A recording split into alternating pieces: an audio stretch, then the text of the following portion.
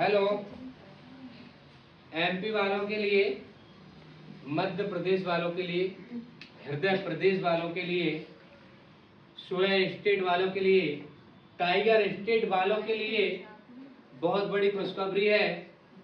और जिसने बीएड किया है उनके लिए तो बहुत ही प्रसन्नता वाली सूचना है। ध्यान रखें, यहाँ पर 10,668 पोस्ट हैं शिक्षक विभाग के, एमपी के। यहाँ पर लिखा हुआ है मध्य प्रदेश शासन स्कूल शिक्षा विभाग के अंतर्गत माध्यमिक शिक्षा विषय। इसमें देखो अलग अलग भी दिए हैं इसमें।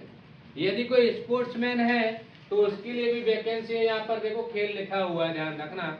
जिसके रेगुलर नेशनल हो, जिसके रेगुलर आपके यूनिवर्सिटी हो, जिसके रेगुलर ऑल इंडिया हो, वो आप यहाँ पर फॉर्म फिलअप कर सकते हैं। इसके बाद संगीत, यदि कोई गायन हो, कोई गायक हो और उसके पास यदि उसका भी सर्टिफिकेट हो तो ध्यान रखना वो भी एलिजिबल है, वो भी फॉर्म डाल सकता है। वादन, गायन, ढोलक वादन, आपके गायक सब लोग इसमें फॉर्म डाल सकते हैं। प्राथमिक शिक्षक, यहाँ पर खेल, संगीत, गायन, वादन एवं नृत्य। नृत्य का मतलब यह है यदि कोई डांस सिखाने वाला, डांस करने वाला है, जिसके पास खुद के पास अपना सर्टिफिकेट है, वो भी ये फॉर्म डाल सकता है। बट शर्त यह है उसका बीएड डीएड होना चाहिए। समझ गए। अब यदि हम बातें करें आगे, तथा मध्य प्रदेश शासन जनजातीय कार्य विभाग के अंतर्गत माध्यमिक शिक्षा विषय, प्राथमिक शिक्षक खेल, संगीत, गायन, वादन, नृत्य, ये बता दिया मैंने आपको। परीक्षा 2024 हेतु आमंत्रित किए जाते हैं आपको। अब यदि यहाँ पर हम बातें करें कि भाई साहब आपके फॉर्म कब से डालेंगे, कब से आप फॉर्म फिलअप कर सकते हैं, तो यहाँ पर देखो ये 20, यहाँ पर 28 है, ये 28/1 से ध्यान रखना आप लोग फॉर्म डाल सकते हैं। ऑनलाइन फॉर्म डालेंगे, आपके कंप्यूटर बेस्ड आपके फॉर्म डालेंगे और कंप्यूटर बेस्ड ही आपका पेपर होगा। फिर हमने देखा यहाँ पर भैया संशोधन करने की तिथि भी दी है उसने, 28/1 से आगे 15/2/2025 तक आप संशोधन कर सकते हो। यदि फॉर्म डालते टाइम कोई गलती हो जाए आपसे तो उसको संशोधन करा सकते हो आप लोग। ये डेट भी यहाँ पर दी गई है, ध्यान रखना। यदि हम और बातें करें, यहाँ पर ये संभावित परीक्षा दिनांक है यहाँ पर 20 मार्च। भाई साहब आपके जो पेपर होंगे 20 मार्च को होंगे। और अभ्यर्थियों के ध्यान रखना, प्राथमिक और द्वितीय को तो 2 पेपर होंगे। ध्यान रखना कितने पेपर होंगे, 2 पेपर होंगे। पहला पेपर प्रातः 7 बजे से होगा, तो आपके 8 बजे तक 1 घंटे का समय है यहाँ पर, ध्यान रखना। समझे सर? नहीं, ये रिपोर्टिंग टाइम है 7 से 8 का। आपका 9 बजे से 11 बजे तक आपका पहला पेपर होगा जो 2 घंटे का है। समझ गए, 2 घंटे का। और दूसरे की बात करें, द्वितीय पाली की बात करें, दोपहर 1 बजे से आपके 2 बजे तक आपके रिपोर्टिंग टाइम है। 3 बजे से लेकर आपके 4 बजे तक, यहाँ पर 3 बजे से यहाँ पर 5 बजे तक, ध्यान रखना। ये यहाँ पर है 5 बजे तक। यहाँ पर थोड़ा दिख नहीं रहा है, यहाँ पर 3 बजे से यहाँ पर 5 बजे तक, यहाँ पर ध्यान रखना 9 बजे से आपके 11 बजे तक। ये पहला पेपर होगा 9 से आपके 11 और ये 3 से 5 पहला पेपर। दूसरा पेपर रिपोर्टिंग टाइम यहाँ पर 7 से है और यहाँ पर 1 से, ध्यान रखना। समझे समझे। अब यदि हम बातें करें और आगे कि यहाँ पर परीक्षा के नियमानुसार यहाँ पर आरक्षण दिया गया है। यदि हम आरक्षण की बातें करें, यहाँ पर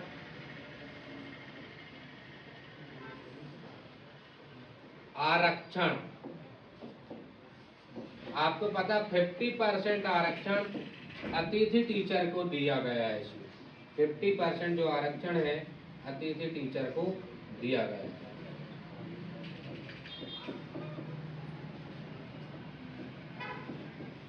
अतिथि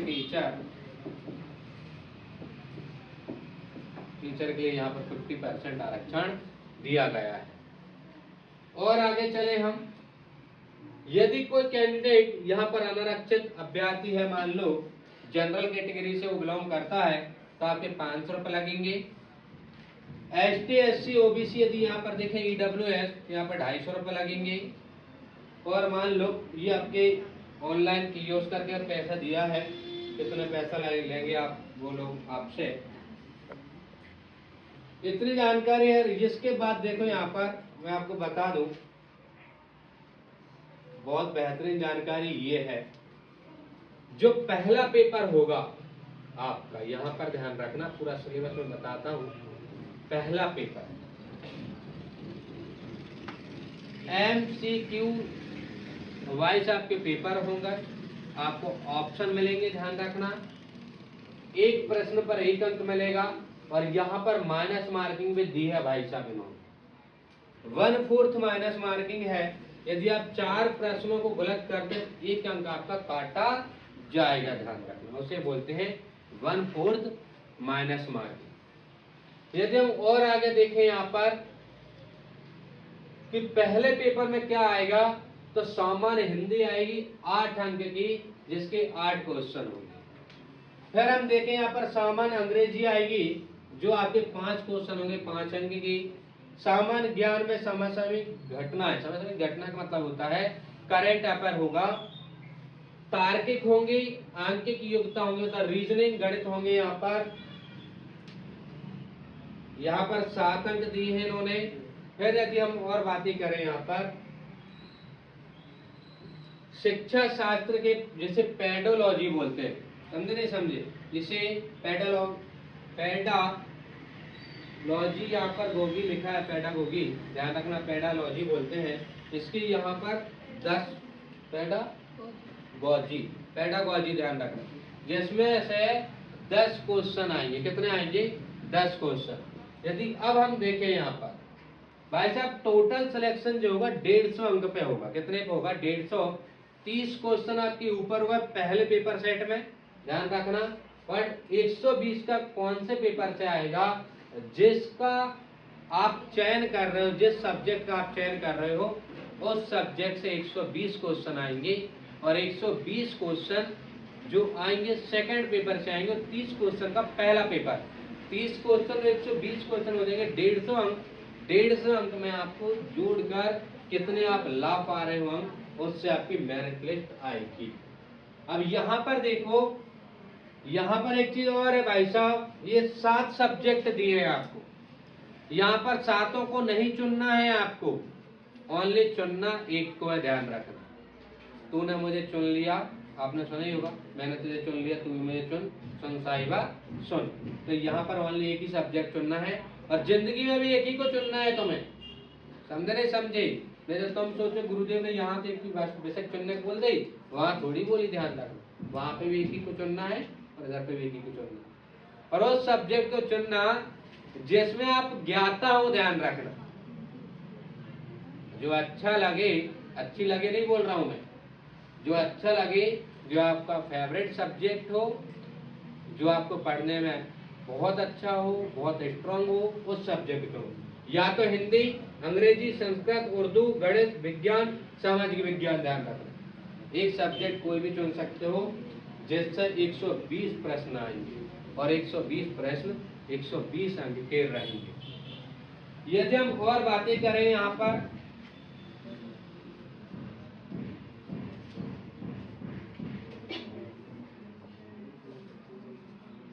यहाँ पर यदि हम बातें करें एज की, उम्र की, यदि हम बातें करें यहाँ पर,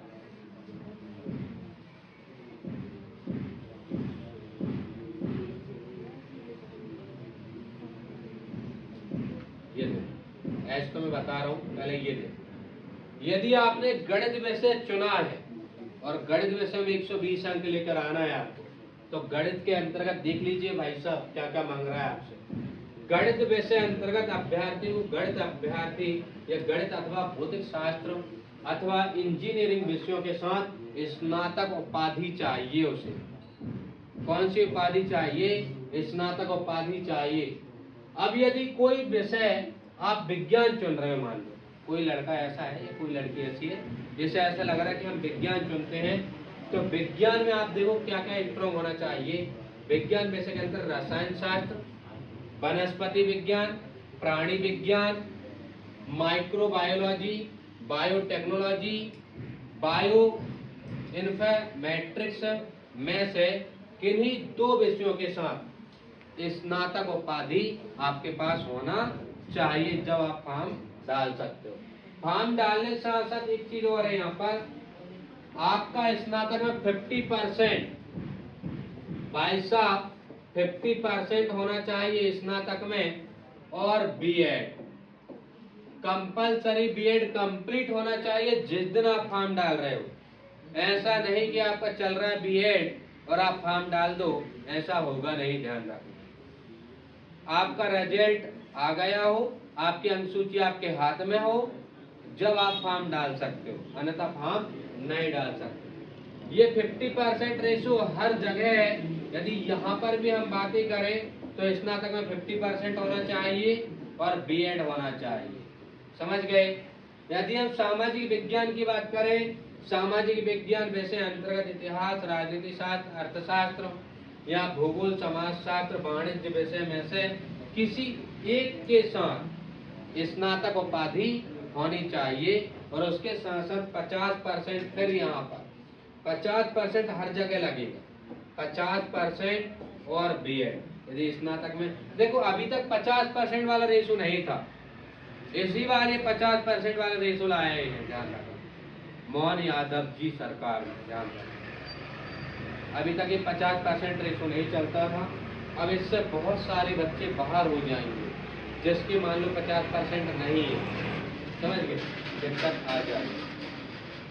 अब यदि हम हिंदी की बात करें तो हिंदी के अभ्यर्थी को स्नातक स्तर पर हिंदी विषय को मुख्य विषय के रूप में 3 वर्ष अध्ययन करना अनिवार्य होता है, ध्यान रखना। मतलब यहाँ पर ग्रेजुएशन है, और वो भी 50%। अंग्रेजी संस्कृत के लिए भी आप लोग देख लीजिए, अंग्रेजी में भी आपको अनिवार्य है स्नातक, आपके संस्कृत में भी स्नातक होना अनिवार्य है, और एक आपका उर्दू, समझ गए। ये 7 सब्जेक्ट है जिसमें से एक को आपको चुनना है। देख लीजिए, जिसकी शक्ल आपको अच्छी लग रही हो वो आप चुन सकते हो, जिसका चेहरा अच्छा लग रहा होगा उसको चुन सकते हो। जिसको आपको चुनना हो आप लोग चुन सकते हो, जो आपको अच्छा लग रहा हो उसे चुन सकते हो। आपके माता पिता को बताकर भी चुन सकते हो, आप स्वयं भी चुन सकते हो, आप सक्षम हो इस चीज में, ध्यान रखें, समझे। हाँ, बड़े समझदार हो तुम लोग। अब यदि यहाँ पर देखो, थोड़ी सी जानकारी मैं आपको दे देता हूँ। यदि हम एज की बातें करें, यदि हम यहाँ पर एज की बातें करें, उम्र की बातें करें यदि हम, तो भाई साहब आयु न्यूनतम 21 वर्ष और अधिकतम है 40 वर्ष। यदि हम 40 वर्ष की बातें करें तो ये 40 वर्ष है अनारक्षित के लिए, ध्यान रखना, जिसे हम जनरल बोलते हैं। यदि यहाँ पर यदि हम 40 में कम से कम इतना 21 है, ध्यान रखना, कम से कम कितना है 21, और ज्यादा से ज्यादा कितना है 40 है, ध्यान रखना। पर ये अनारक्षित है, ध्यान रखना, ये जनरल वालों के लिए। अब यहाँ से कोई ओबीसी कैंडिडेट है तो इसमें 3+ मतलब प्लस हो जाएंगे 3 वर्ष। कितने वर्ष हो जाएंगे? 3 वर्ष, मतलब 43 साल। यदि कोई कैंडिडेट एसटी एससी का है तो यहाँ पर ध्यान रखना मेरे लल्ला 5 वर्ष प्लस हो जाएंगे। तो ध्यान रखना 45 वर्ष तक वो अपना फॉर्म डाल सकता है, समझ गए। इतनी जानकारी है, आप लोग देख लीजिए। थैंक यू, धन्यवाद।